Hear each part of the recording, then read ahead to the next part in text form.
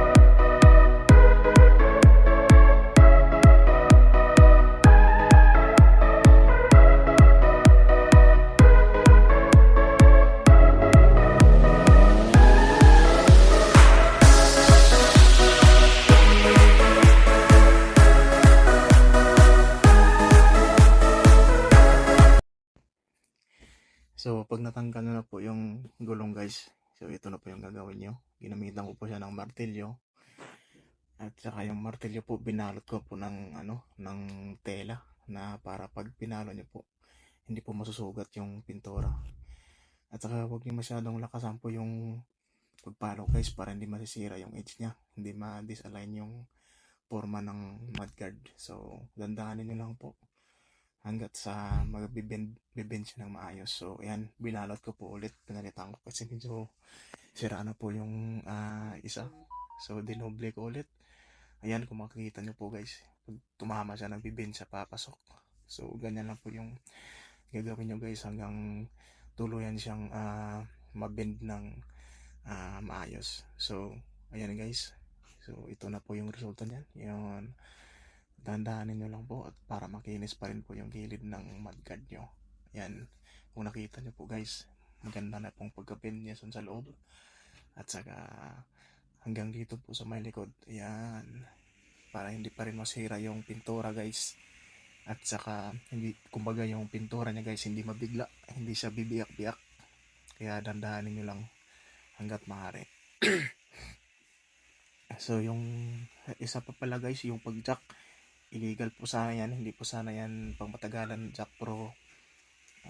Sinaglit ko lang po yan at saka binilisan.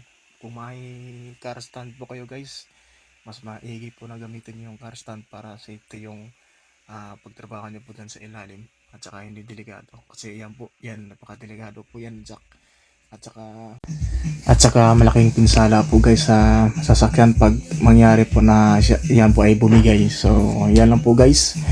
So yan po yung mga bigay ko na tips ngayong araw. Thank you so much for watching guys. At saka mabuhay kayo pong lahat.